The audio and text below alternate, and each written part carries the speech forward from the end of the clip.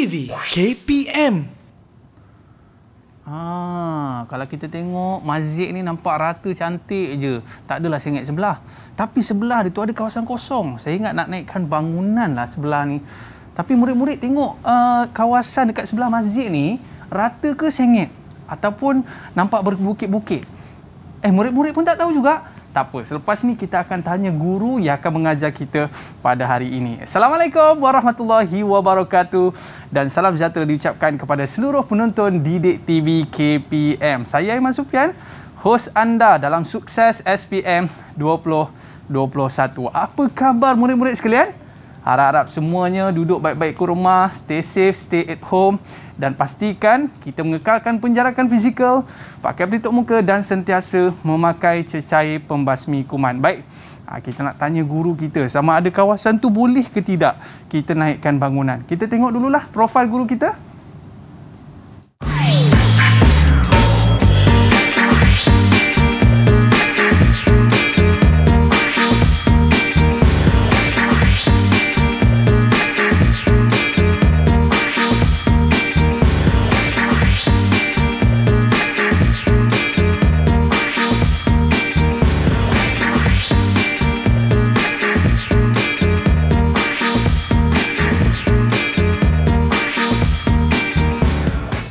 Kita bawakan kepada anda guru pengajian kejuruteraan awam, Cikgu Siti Intan Safina binti Hasan. Apa khabar cikgu? Alhamdulillah sihat. Alhamdulillah, terima kasih sihat. cikgu. Saya sihat cikgu. Tapi tadi saya tengah tengok dekat kawasan sebelah masjid tu cikgu. Yeah. Nampak ada kawasan lapang. Oh ya ke? Okey. Dan kita boleh dirikan satu bangunan lagi saya rasa cikgu. Okay. Tapi yang muskilnya saya tengok permukaannya ada yang rata, ada yang tinggi, ada yang rendah cikgu. Saya tak pasti sama ada bangunan tu boleh berdiri dengan elok ataupun nanti dia akan tumbang. Okay. Kalau tumbang nanti kena masjid. Okey cikgu. Cikgu boleh tolong tak untuk kirakan? Ya, sebab itulah kita akan belajar macam mana kita nak kira permukaan tanah supaya dia rata. Supaya bangunan kita tu tak tumbang. Betul cikgu. Jadi apa topik kita pada hari ini cikgu? So kita akan belajar ukur kejuruteraan. Okey, baik. Sebelum kita mulakan kelas kita pada hari ini cikgu, apa kata kita kenakan cecair pembasmi kuman terlebih dahulu. Dipersilakan cikgu. Baik, apakah di antara alat-alat yang perlu cikgu kalau kita nak mengukur ni? Biasa kalau ukur meja ni kena pakai pembaris. Tapi kalau ukur ketinggian satu-satu tanah ni, kena guna apa tu cikgu? Dia ada alat dia iaitu ukur theodolite lah selalunya dipakai. Ukur lalat? Ukur apa? Ukur theodolite. Okey, itulah yang saya nak sebut tu. Okey, baik cikgu. Kita nak jemput murid-murid kita untuk bersama dengan kita pada hari ini untuk mempelajari bagaimana kita nak mengukur sebuah tanah itu. Kita nak persilakan murid-murid kita, dipersilakan. Assalamualaikum semua. Okey cikgu, kita tengok muka murid-murid kita ni dah semangat cikgu. Dah macam tu dah kan. Tak sabar untuk mempelajari topik mata pelajaran kita pada hari ini. Macam mana murid-murid, dah bersedia ke belum? Dah bersedia, tunjuk good sikit. Okey. Baik, sebelum kita mulakan cikgu, kita nak berkenalan dulu dengan murid-murid kita pada hari ini. Boleh cikgu? Boleh. Tak ada masalah. Yang pertama, kita nak berkenalan dengan Nur Syazana. Dipersilakan nama anda dan juga cita-cita anda. Dipersilakan. Assalamualaikum warahmatullahi wabarakatuh. Nama saya Nur Syazana binti Muhammad Nur. Saya bersekolah di Sekolah Menengah Teknik Tuanku Jaafar. Cita saya adalah menjadi juruteraan. Okey, baik. Seterusnya, kita ada Yasmin. Dipersilakan. Assalamualaikum warahmatullahi wabarakatuh. Saya Yasmin Aswar binti Muhammad Adnan. Bersekolah di Sekolah Menengah Teknik Tuanku Jaafar dan cita-cita saya adalah ingin menjadi seorang guru. Okey, menjadi seorang guru kan? Okey. Dan seterusnya kita ada Farah. Silakan Farah. Assalamualaikum warahmatullahi wabarakatuh. Nama saya Nur Farizati binti Zamri. Saya dari Sekolah Menengah Teknik Tuanku Jaafar. Cita-cita saya nak jadi arkitek. Masya Allah, hebat-hebat cikgu Hebat-hebat. Tapi biasanya banyak kerja orang lelaki ni cikgu Ya betul. Tak semestinya cikgu Ya, tak semestinya. Orang perempuan zaman sekarang pun hebat-hebat tau. Baik, kita nak pergi seterusnya hari ini kepada Anis. Silakan Anis. Assalamualaikum, salam sejahtera. Nama saya Nur Anis Masya binti Naisham. Saya daripada Sekolah Menengah Teknik Tuanku Jaafar. Dan cita-cita saya ingin menjadi seorang arkitek. Okey, arkitek dah ada 2 orang Nanti kita cari seorang engineer, siapkan bangunan. Amira, silakan. Assalamualaikum dan selamat sejahtera. Nama saya Nak Amirah Anis binti Abdalif. Saya dari Sekolah Menengah Teknik Tuanku Jaafar. Cita-cita saya nak jadi interior designer. Wow, ini pelengkap lah juga. Lengkap. Pelengkap. Baik, seterusnya kita ada Farzana. Silakan. Assalamualaikum warahmatullahi wabarakatuh. Nama diberi Nur Farzana binti Muhammad Abdul Razak. Cita-cita nak menjadi cikgu. Okey, baik. Terima kasih kepada murid-murid kita yang kita bawakan dari Sekolah Menengah Teknik Tuanku Jaafar Negeri Sembilan. Terima kasih cikgu. Ini anak murid cikgu ni.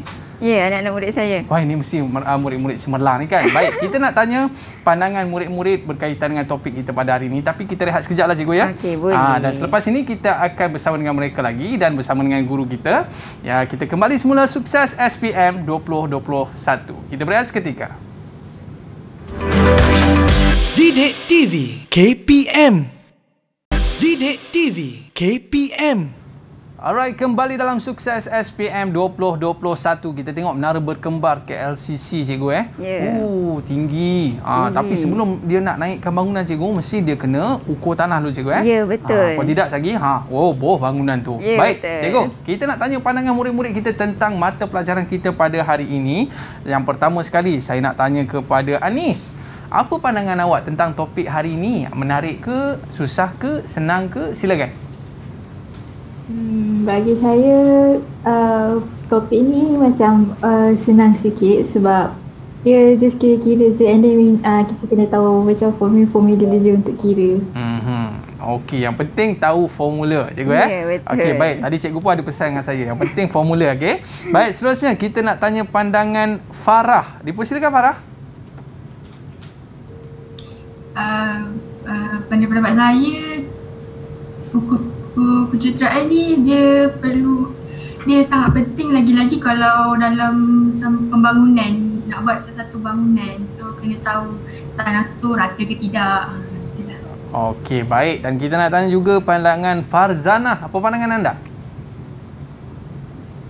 Okay, pada pendapat saya, ukur kejuruteraan ni senang je kalau faham and dia mencabar sikit sebab kalau dia macam orang yang tak faham tu dia macam pening sikit nak buat benda tu. Dan juga ia ada kaitan dengan matematik cikgu ya. Ya, baik, jadi hari ini kita nak belajar mata pelajaran pengajian kejuruteraan awam bab yang keempat, ukuran kejuruteraan. Cikgu, pada akhir pertemuan kita pada hari ini, murid-murid akan dapat apa cikgu? Okey, pelajar akan dapat menganalisis data. Lepas dia dah selesai ukur penat dekat di lampangan kan. So dia akan dapat analisis data dan dia akan tahu kedudukan ataupun keadaan tanah tu macam mana, tinggi ke, rendah dan sebagainya. Itulah. Okey cikgu. Okey. Kita akan masuk kepada ukur kejuruteraan iaitu bab 4.1 iaitu kerja geometrik ataupun ukur tanah. Okey, apa yang pelajar akan dapat tadi, macam saya cakap tadi itulah, dia dapat menganalisis data, kemudian dia dapat plot aras formasi, maknanya dia tahulah tanah tu tinggi ataupun rendah. Okey, sebelum kita teruskan pada menganalisis data, kita kena tahu dululah apa itu kerja geometrik ataupun ukur tanah ni Aiman. Okey, dia berkaitan dengan kedudukan relatif titik-titik yang berada di atas permukaan dan juga buatan untuk menghasilkan keadaan sebenar tanah tu macam mana. Adakah dia tinggi, adakah dia rendah dan sebagainya. Okey, dia ada banyak tujuan. Okey, tujuan untuk kerja geometrik ni dia ada untuk tentukan sempadan. Macam kita nak beli rumah, mesti kita nak tahu sempadan tanah kita kan? Betul.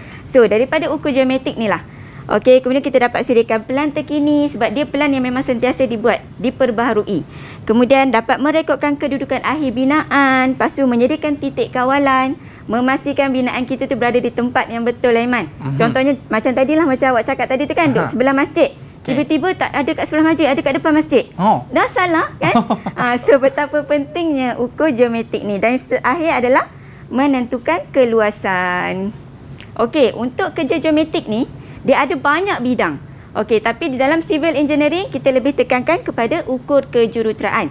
Okey, di mana dia ada 9 bidang iaitu ukur hidrografi, ukur kadastre, ukur topografi, astronomi, sistem pendudukan global, geodetik, pendiraan jauh dan juga fotogrametri. Di mana semua bidang ni Aiman dia ada dia punya kegunaan dia tersendiri. Contohnya macam ukur kadastre ni, bila kita nak tahu sempadan-sempadan. Okey, bila kita nak tahu sempadan menggunakan ukur kadastel. Tapi bila kita nak tahu butiran yang berada di permukaan ataupun di sesuatu kawasan, contohnya macam kita beli rumah, kita nak tahu kat mana kedai, kat mana stesen minyak dan sebagainya, itu adalah ukur topografi. Okey, sebelum tu terus kita masuk macam mana nak analisis ni.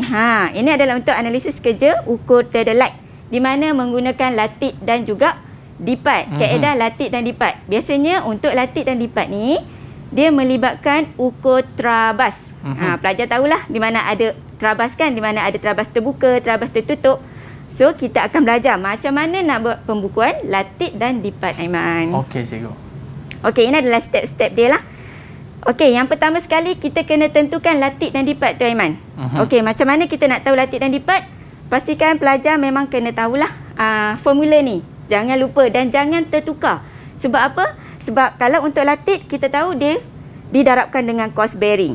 Kalau dipat, jarak garisan didarabkan dengan sin bearing.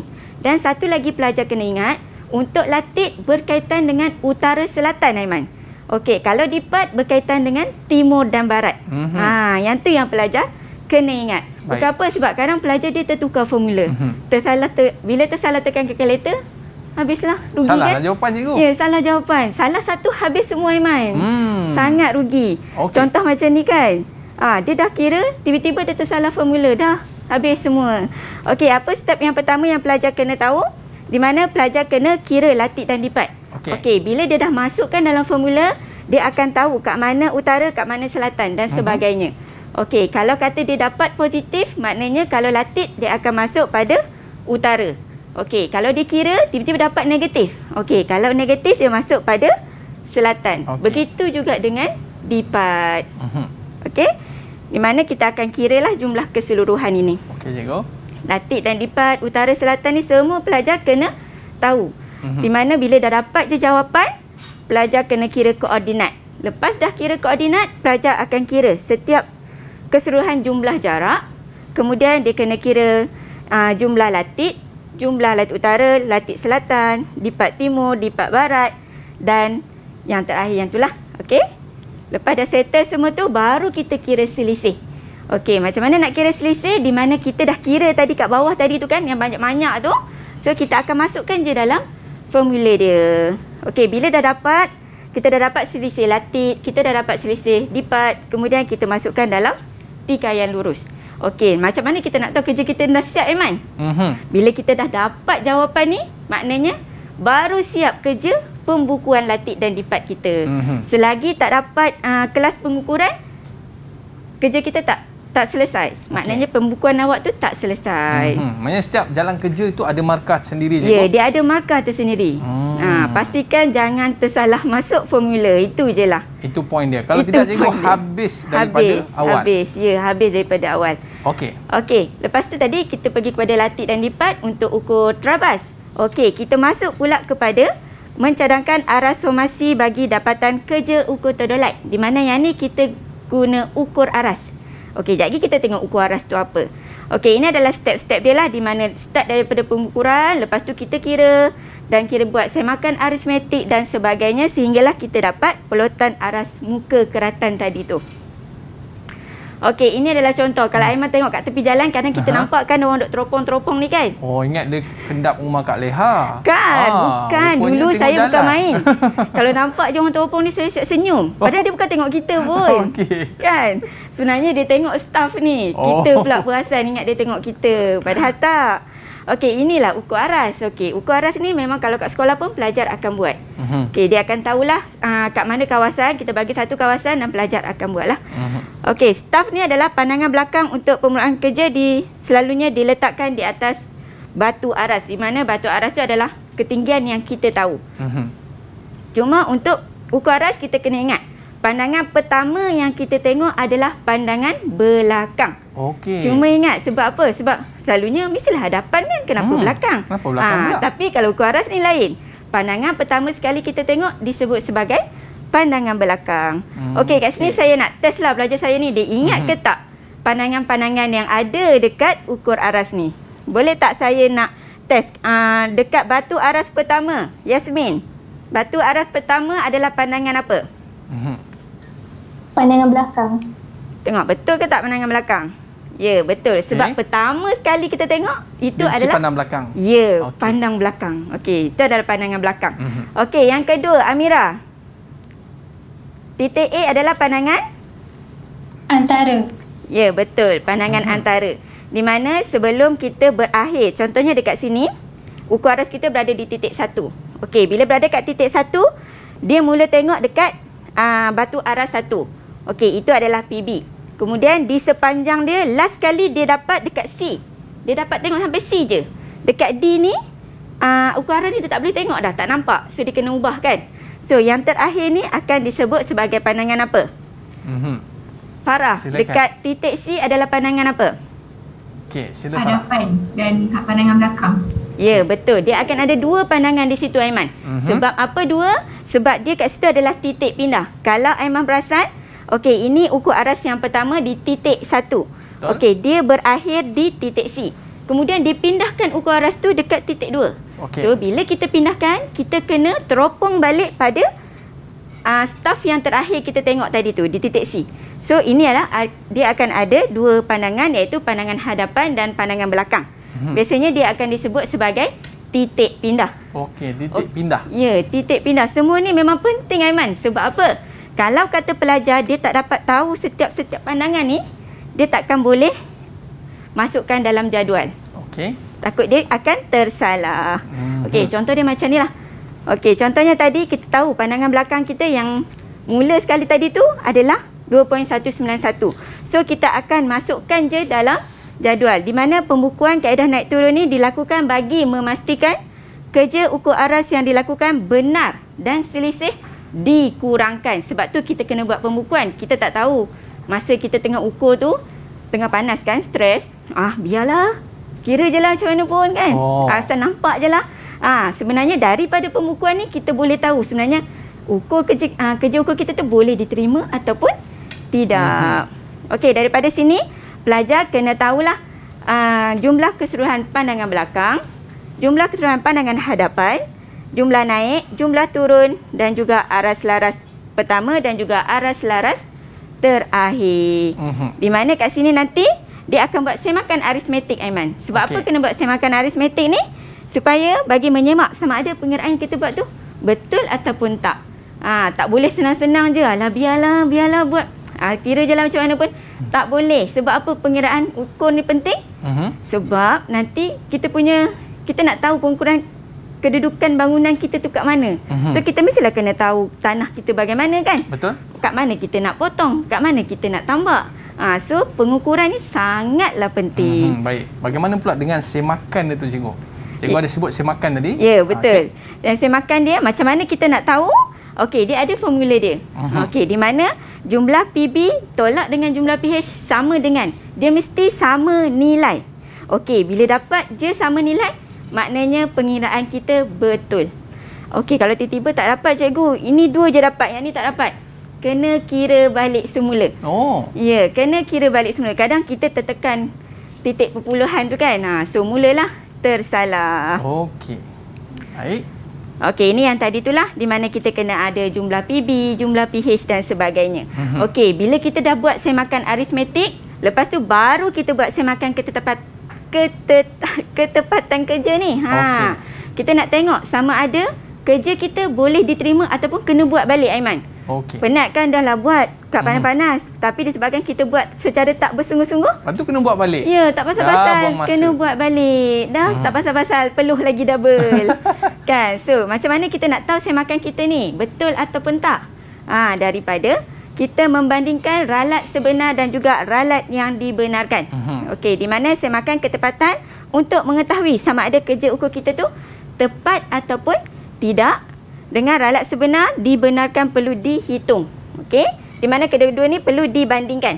Okey, kat sini saya nak ingatkan pelajar supaya dalam unit ralat yang dibenarkan ni, D ni pastikan dalam unit kilometer. Okey, bukan apa, dalam soalan kadang dia saja nak trik kan. Dia bagi dalam meter. Memang selalunya akan dalam meter lah. Tapi kena ingat, pastikan tukarkan dia kepada unit kilometer supaya kita punya jawapan nanti betul. Kalau tak, nanti awak akan dapat jawapan yang tak bukan-bukan. So awak tak boleh nak bandingkan dengan ralat sebenar. Okey, macam mana kita nak tahu kerja kita tu boleh diterima? Kita tengok jika ralat sebenar tu lebih kecil ataupun sama dengan ralat yang dibenarkan, so kita punya kerja ukur diterima. Boleh diterima? Ya, boleh terima kalau kata ralat sebenar lebih kecil ataupun sama dengan ralat yang dibenarkan. Okey, kalau kata ralat yang sebenar tu besar, Aiman, boleh tak terima? Kalau besar, rasanya tak boleh terima lah, cikgu.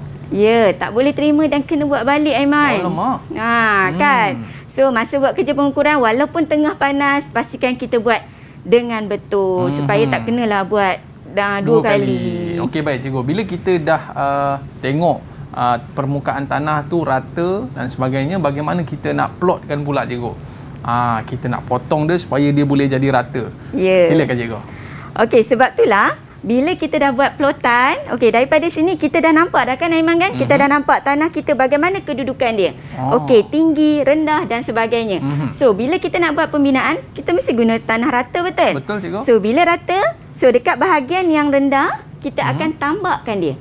Okey, bila pada bahagian yang tinggi ni, kita akan buat pemotongan. Tapi kita tak akan buat pembaziran. Maknanya, daripada tanah yang kita potong tu, kita masukkan dalam tanah yang perlu ditambah. Begitu juga kalau kita tengok di belakang, cikgu, kan? Rasanya mungkin masjid tu, cikgu, pada asal usulnya sama seperti kawasan yang berpokok-pokok. Betul. Dan akhirnya dipotong dan ditambak semula di kawasan tersebut. Betul. Baik, cikgu. Jadi bila cikgu tulis plotkan seperti ini, baru kita nampak, ini jadi rata lah. Kan? Baru kita nampak satu permukaan yang rata, kan? Daripada sinilah. Okey, baik, cikgu. Ini di antara kita orang kata recap balik pembelajaran yang pernah. Recap balik sebelum masuk kepada dia nak start pening kepala, kan? Start pening kepala, kan? Sebelum start pening kepala, kita bagi dia chill-chill dulu. Tapi cikgu tak apa, dekat rumah tu cuba tengok. Agak-agak rumah tu sengit sebelah ke lurus, tapi betul. biasanya sebelum buat rumah tu mestilah tengok tanah tu elok ke tidak, cikgu, kan? Betul. Okey, baik. Dan selepas ini kita nak tengok apakah bentuk-bentuk soalan yang mungkin akan masuk dalam peperiksaan SPM nanti, cikgu. Okey, betul. Boleh kita mulakan, cikgu? Boleh. Tak ada masalah. Silakan. Okey, kita pergi kepada contoh soalan bahagian A. Ini bahagian A, selalunya dia direct to the point je. Straight, straight je. Okey. Bahagian A, kita tengok contoh soalan yang pertama. Yang ni saya nak Anis jawab untuk soalan yang pertama, bahagian A. Silakan, boleh, Anis? Boleh baca soalan dulu? Boleh. Raja menunjukkan sebahagian profil tanah kerja ukur aras. Rasakan raja di atas. Satu titik pindah ialah pada titik A, iaitu 0.900. Ya, betul tak dia berada di titik A? Ya, betul. Sebab apa? Sebab kita ada pandangan hadapan dan juga pandangan belakang dan juga pandangan hadapan di satu staf yang sama. Okey, untuk soalan berdua dia, pandangan antara ditunjukkan pada bacaan staf pada titik berapa, Anis? B dan C. Betul tak B dan C? Ya, betul. B dan C. Okey, seterusnya kita pergi pula kepada soalan yang kedua. Okey, jadual menunjukkan hasil cerapan yang diambil daripada satu kerja ukur aras. So, lengkapkan jadual di atas. Suruh lengkapkan je, Aiman. Tak susah pun, kan? Masukkan je. Ya, masukkan je. Okay. Janji tahu nak kira kat mana. Okey, kita minta Amira. Boleh, Amira? Silakan. Boleh, cikgu. Okey. Apa yang kita kena kira dulu? Kita kena kira pandangan dia dulu. Okey, apa tolak apa? Pandangan belakang tolak pandangan antara. Lepas tu Okey. kita dapat naik dia. Ya, betul. Daripada pandangan belakang, tolak, dapat naik. Kemudian, antara tolak dengan hadapan, dapat berapa? Dapat 0.965. Okey, Dapat dia punya turun. Ya, negatif. So, bila negatif, kita akan letakkan dia pada turun. Okey, kemudian dia cakap B, hitungkan ralat sebenar kerja ukur di atas. Okey, ini sebelum tu kita buat aras laras lah. Di mana macam mana kita nak kira daripada aras laras yang diberi. Kalau naik, maknanya kita kena tambah. Okey, kalau naik tambah, kalau turun tolak. Okey, daripada aras-aras yang diberi, terus je masukkan dalam jadual. Lepas tu kita kiralah, kalau naik kita akan tambah. Okey, kalau kata dia turun, maknanya kita kena tolak. So, begitu je. Macam ni awak buat dah dapat 3 markah. So, dapat lengkapkan lagi kat bawah. Dengan menggunakan ralat sebenar, kita kira dia. So, kita akan dapat 5 markah. Senang kan Aiman kan? Senang cikgu. Senang sangat. Tak susah. Untuk ukur ni memang sangat senang. Bila kita dah tahu step dia, insya-Allah senang. Tak susah. Dan markahnya pun besar cikgu Ya, markah dia pun besar. Walaupun sebenarnya nilai je, dia masukkan nilai je. Okey cikgu. Okey. Boleh kita pergi kepada soalan seterusnya? Okey, kita pergi kepada soalan yang seterusnya adalah soalan ketiga, di mana dia bagi kat kita aras laras yang diketahui dan juga aras laras kiraan. Okey, macam mana kita nak kira ralat sebenar? Okey, ralat sebenar dengan menggunakan formula yang ni, pelajar kena masukkan. Okey, cuba Yasmin. Silakan. Silakan Yasmin. Dapat berapa untuk ralat sebenar?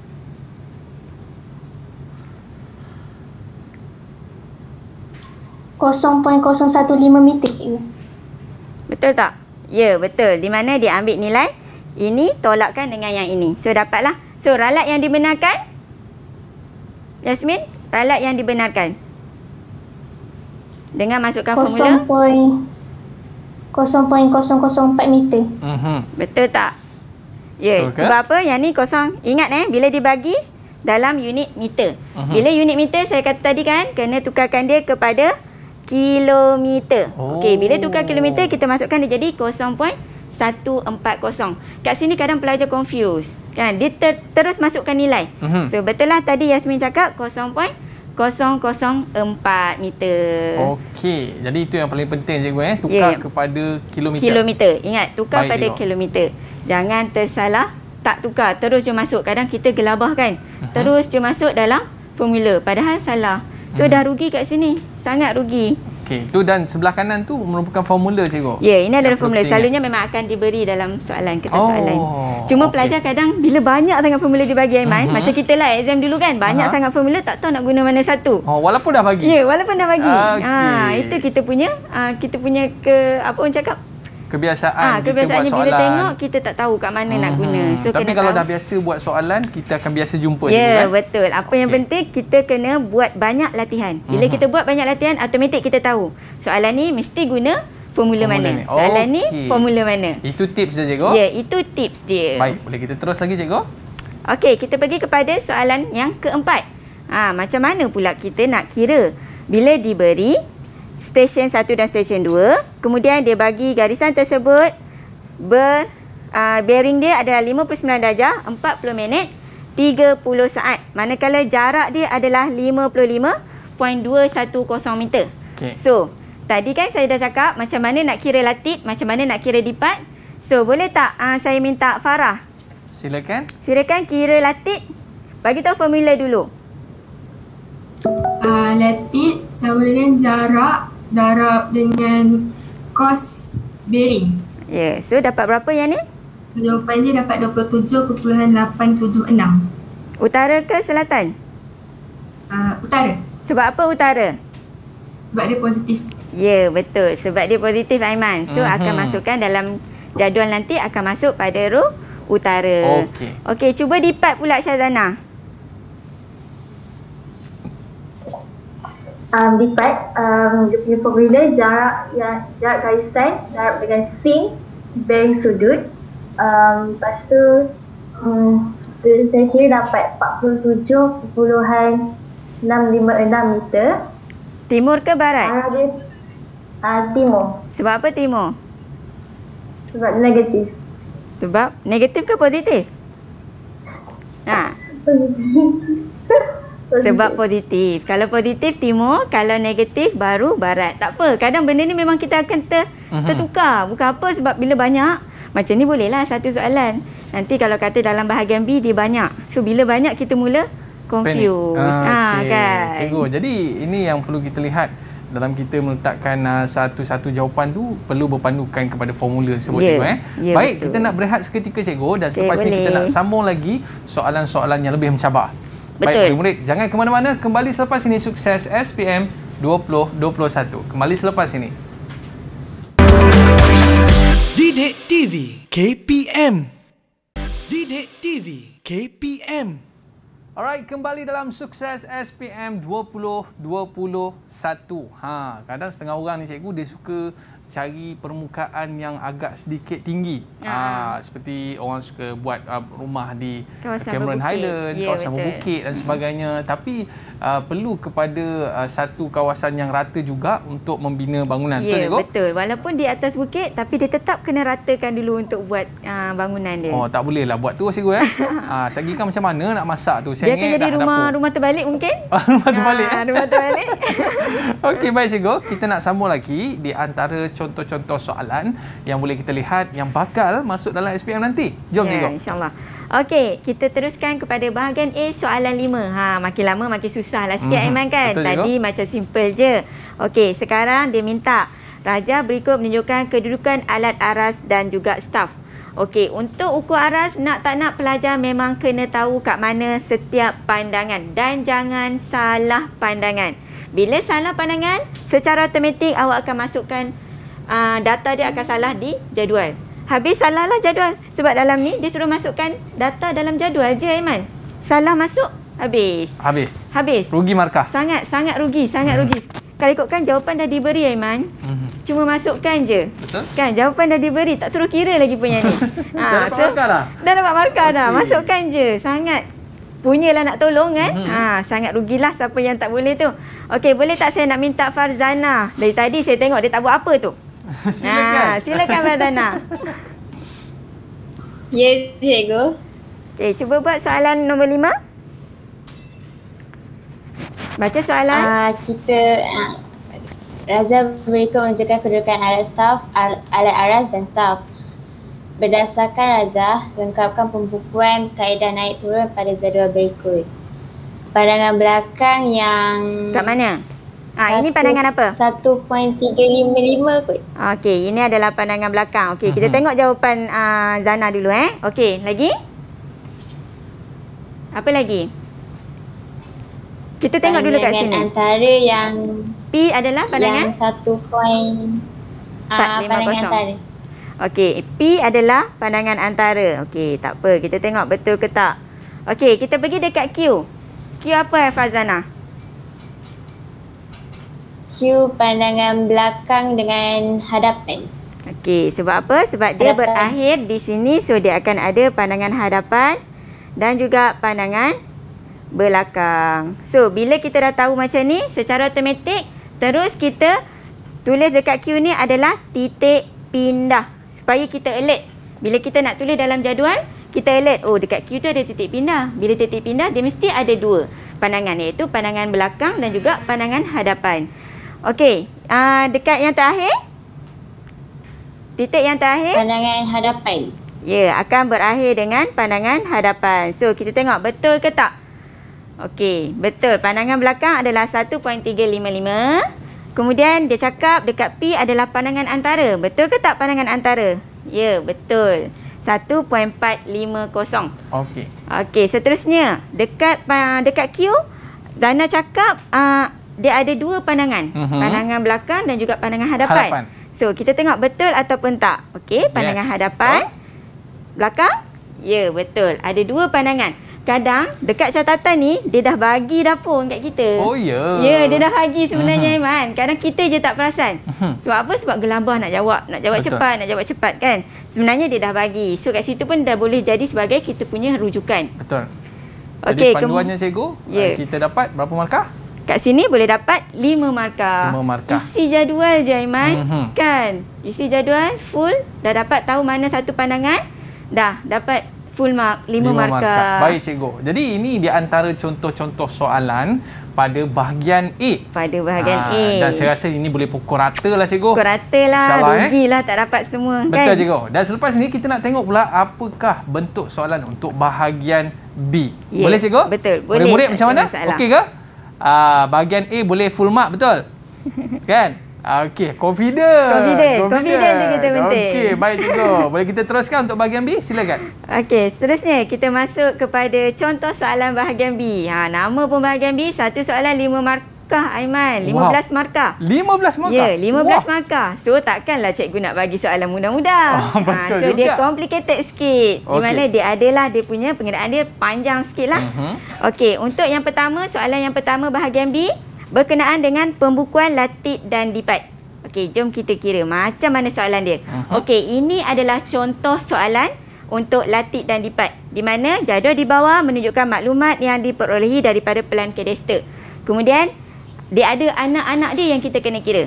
Okey, contohnya A, lakukan pembukuan latik dan lipat. Bila sebut je pembukuan latik dan lipat, kita kena penuhkan kita punya jadual. Ya, betul. Sebut pembukuan, penuhkan jadual. Penuh jadual 10 markah dah, Aiman. Kan? Dapat penuh jadual 10 markah. Tapi pastikan data yang kita masukkan tu betul lah. Betul. Okey. Kemudian kita akan kira.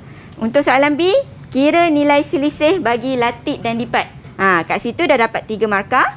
Untuk lakukan ketepatan pengukuran tadi tu, Aiman, ingat tak dia ada nisbah tu? Betul. So kat situ dah dapat 2 markah. So dapat jawab semua akan dapat 15 markah. Ini paling besar cikgu ya? Ya, paling besar. Tak susah pun. Baik. Nampak simple je kan? Yang penting step dia pelajar kena ingat. Itu je step pengiraan. Ingat, insya-Allah 15 markah dalam tangan. Baik cikgu, kita nak dapat yang 10 tu dulu cikgu. Okey, kita dapatkan yang 10 markah ni dulu. Apa yang kita kena tahu? Okey, step yang pertama kita kira dulu latik dan lipat dia. Okey, cuba saya nak tanya, siapa yang saya tak tanya lagi, Aiman? Yasmin dah ke?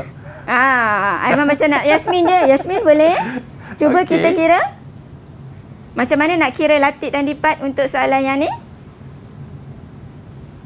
Untuk kira latik, jarak perlu didarab dengan kos bearing garisan. Okey. Untuk lipat, jarak kena darab dengan sin bearing garisan. Cuba awak kira dapat berapa untuk latik dia? Okey. Ada tak? Allah, saya dah tertekan jawapan. Ada tertekan dah cikgu. Baik, teruskan Yasmin. So untuk latik dapat berapa? Latik 33.425 utara. Untuk lipat 39.834 timur. Okey, betul ke tak betul? Kita tengok betul ke tak? Ya, betul. Yes, betul. 39.834 timur. Okey, yang ni yang penting ni. Sebab apa? Sebab kita nak masukkan dia dalam jadual. Maknanya kalau kita tersalah masuk, contoh Aiman, awak kira lipat tapi awak termasuk dekat barat. Padahal dia positif. So nanti dia akan bagi kesan bila kita nak kira koordinat. Okey. Kena letak dalam kotak yang betul ya murid-murid. Ya, kena letak dalam kotak yang betul. Pastikan tahu positif, negatif, timur, barat, utara, selatan. Jangan bagi dia orang ni berkawan. Biarlah tak berkawan dulu tak apa. Dalam ni jangan bagi dia orang berkawan lagi. Kena asing. Kena asing kan? Okey. Baik cikgu. Okey, kita pergi yang seterusnya. Tadi baru satu soalan. Okey, boleh tak saya nak minta Anis? Silakan, cuba Anis. kira untuk stesen ukur 1. Stesen ukur 1. Ya. Untuk stesen ukur 1, cuba kira latik dan lipat dia. Latik kita dapat 33.425 iaitu positif. So kita letak kat utara. Lipat dia kita dapat 39.834 iaitu positif juga, so kita letak kat timur. Okey, betul. Okey, yang kedua, stesen yang kedua saya nak Amira. Boleh Amira? Silakan Amira. Okey, boleh cikgu. Okey, stesen kedua untuk latik kita dapat 43.579 selatan. Lipat kita dapat 42.684 timur. Okey, betul ke tak betul? Betul. Okey, seterusnya. Yang ketiga, stesen yang ketiga Yasmin dah kan? Farah lah. Okey, Farah?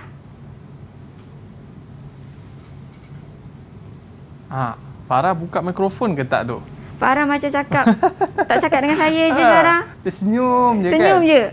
Keluarkan sekali jawapan tu. Dia tengah kira tu cikgu. Ya, rasanya dia tengah kira silakan. Boleh Farah? Farah tak buka mikrofon lah. Okey. Dia tengah kusyuk kira tu cikgu. Okey, boleh Farah? Okey, silakan. Dapat berapa untuk stesen 3? Ke ada kawan yang nak bantu? Siapa-siapa nak bantu boleh? Cikgu. Okey. Siapa tu? Anis ke? Fazana? Okey, silakan. Dapat berapa? Saya yang latik tu saya dapat negatif 46.388. So dia negatif letak dekat selatan. Okey. Kalau yang lipat tu saya dapat 17.275. So dia negatif, so letak dekat barat. Okey, betul. Okey, yang terakhir, biarlah dia orang rehat dulu kan. Betul. So, saya lah seterusnya. Okey, untuk stesen yang keempat, bila kita kira dapat je positif, kita akan letak pada utara, dan untuk dipat dia dapat negatif, letakkan pada barat. Okey, bila kita dah dapat semua ni, kita dah masukkan dia dalam jadual, kita akan kira koordinat dia, Aiman. Okey, cikgu. Okey, macam mana nak kira koordinat? Okey, mula koordinat yang pertama ni memang selalunya akan diberi dalam soalan. So, pelajar kena kira koordinat yang seterusnya. Okey, dekat sini saya nak ingatkan macam tadilah. Pastikan kita punya utara, selatan, timur, barat tak berkawan. Okey, minta maaf lah, bukan tak kawan apa. Tapi dalam soalan ni memang tak boleh berkawan. Okey, cikgu. Okey, so pastikan kita kira dulu utara, selatan, di mana kita kira latik dia. Macam mana kita nak kira? Kita diberi 500. Kemudian kita nak tahu tambah atau tolak, bergantung pada kita duduk utara ataupun selatan. Okey, contohnya macam session yang pertama, kita dapat utara. So, maknanya kita akan tambah. So, kita tambahlah 500 tambah dengan 33.425. So, kita akan dapatlah 533.425. Okey, untuk stesen yang kedua, koordinat stesen yang kedua dapat berapa? Syazana? Okey, silakan Syazana. Kalau utara dan selatan, saya dapat 489.856. Okey. Okey, sesi yang ketiga? Sesi yang ketiga, saya dapat 443.458. Okey, yang terakhir dapat berapa? Koordinat yang terakhir. 510.185. Ya, okey. Bila kita nak kira koordinat, pastikan kita buat baik. Kalau utara selatan, habiskan utara selatan dulu. Okey. Lepas tu nanti baru kita kira timur dan barat. Okey, di mana timur dan barat pun samalah macam tadi. Kalau ke timur dia akan positif, kalau dia barat kita akan tolak. Okey? So kat sini boleh tak yang terakhir je saya nak tanya? Okey. Okey, yang terakhir je saya nak tanya untuk stesen ukur keempat, koordinat dia berapa? Farah. Buka lagi sekali suara awak. Boleh. Suara mahal ni. Cikgu. Ya, okey. Yang terakhir, saya nak tanya terakhir je dapat berapa koordinat dia? Last last. Di mana dia perlu tolak? Nampak tak ke tak nampak? Okey, boleh. Boleh. Ke ada kawan-kawan yang dah ada jawapan? Ke ada kawan yang dah ada jawapan? Boleh. Dapat 509.417. Betul. Ya, okey. betul. Terima kasih, Hebat. Farah. Bagus, Farah. Orang lain semua dah hafal jawapan kan? Dia tengok. Baru kira. Bagus. Diingat saya punya step tu. Okey, yang kedua kira koordinat, cikgu. Ya, dan yang kedua seterusnya kita nak kira selisih dia pula, cikgu. Ya, betul. Macam kita mana nak tu nak kira selisih dia? Betul. Okey, bila nak kira selisih, dia sama juga macam kita nak kira. Pastikan kita kira dulu jumlah. Kalau tengok kat sini step dia, kita akan kira jumlah jarak. Kemudian kita akan kira jumlah latit utara. Okey, kita kira latit utara. Kemudian latit selatan. Okey, kita kira jumlah dia semua. Dipat timur dan juga dipat barat. Okey, bila kita dah dapat semua ni, baru kita boleh kira selisih latit. Okey, boleh tak siapa-siapa bagi jawapan kat saya? Dapat berapa selisih latit ni? Silakan. Siapa dah ada jawapan? Siapa yang dah ada jawab? Okey, Anis. Okey, Anis silakan. Selisih latik saya dapat 10.16. 10.185. Sikit lagi. Sikit lagi. Kalau boleh, mesti dalam 3 titik perpuluhan. Okey? Okey, untuk selisih dipat dia dapat berapa, Anis? 9.417. Okey. Ya, betul. Okey, terima kasih, Anis. Dia kena 3, cikgu, di belakang. Ya, pastikan 3 titik perpuluhan. Kalau kata yang last kali tu boleh bundarkan, kita bundarkan dia je, Aiman. Baik, cikgu. Okay? Seterusnya untuk step yang keempat. Okey, untuk step yang keempat, kita dah kira tadi selisih latik dan dipat. Betul. Terus je masukkan dalam formula dia, Aiman. Terus masukkan, so kita dapat nilai dia 0.056.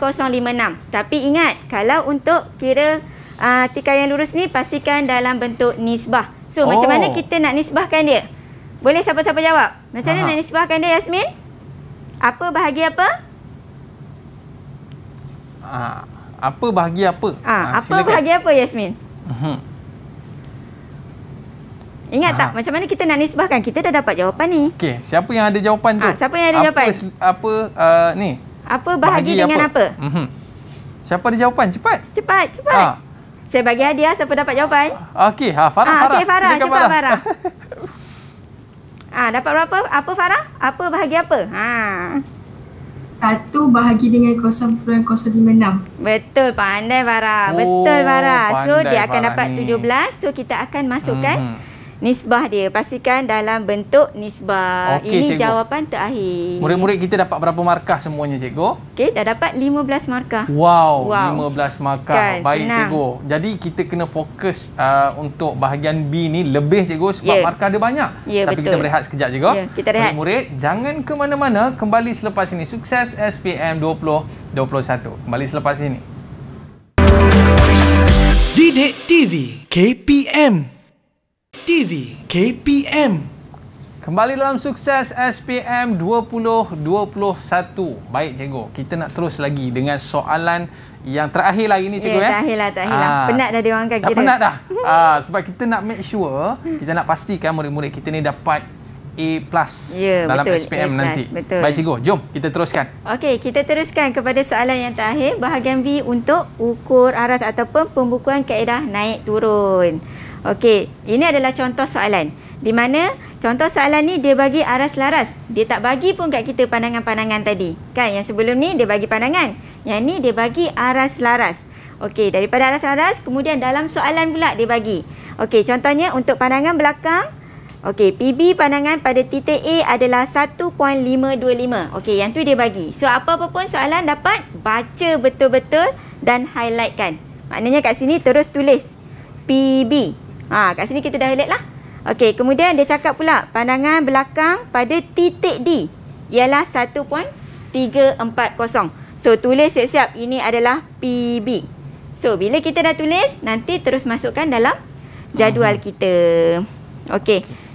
Kita pergi, kita masukkan dalam jadual. Step pertama. Okey, masukkan dalam jadual di mana aras laras dah diberi dalam soalan tadi. So, kita just masukkan sahaja. Selalunya jadual diberi. Okey, dalam soalan jadual diberi. Okey, step yang pertama kita masukkan aras laras. Okey, kemudian bila yang ni tadi kita kira daripada pandangan-pandangan. Tapi disebabkan yang ni dia bagi soalan aras laras, so kita kena kira daripada naik turun. Dapat naik turun, baru kita kira pandangan-pandangan kita, Aiman. Okey, saya minta pelajar saya standby lah. Boleh. Masing-masing standby dengan pengiraan masing-masing. Okey, kita pergi kepada step yang pertama di mana kita nak kira naik turun bagi titik B. Okey, boleh tak saya nak minta Amira? Amira boleh? Okey.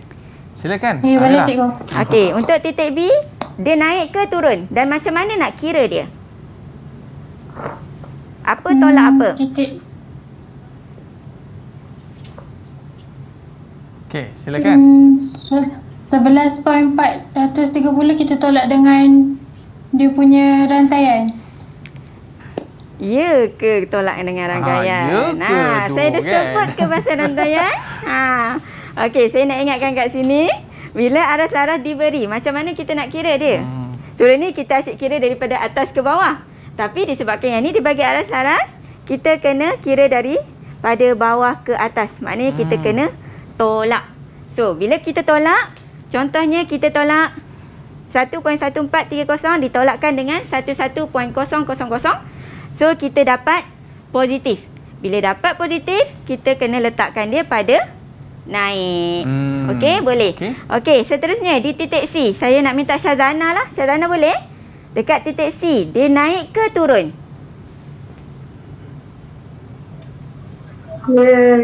Titik C tu dia naik. Naik ke turun? Naik. Berapa nilai dia? 12.515 tolak 12.330. Tak apa, kira dulu. Okey. Dapat berapa? Tengah fikir tu cikgu. Tu. Agak kelihatan tinggi sikit. Okey. Macam mana dengan jawapannya? Jawapannya? Dapat 0.185. Kita dapat 0.900. Dana, salah kira ni. Okey, seterusnya kita pergi pula kepada titik E. Di mana titik E ni sama jugalah. Kita tolak daripada bawah ke atas. Okey, boleh tak siapa-siapa bagi tahu saya? Dekat titik E tu apa yang ada? Anis boleh? Saya. Cuba dekat titik D. Naik ke turun? Di titik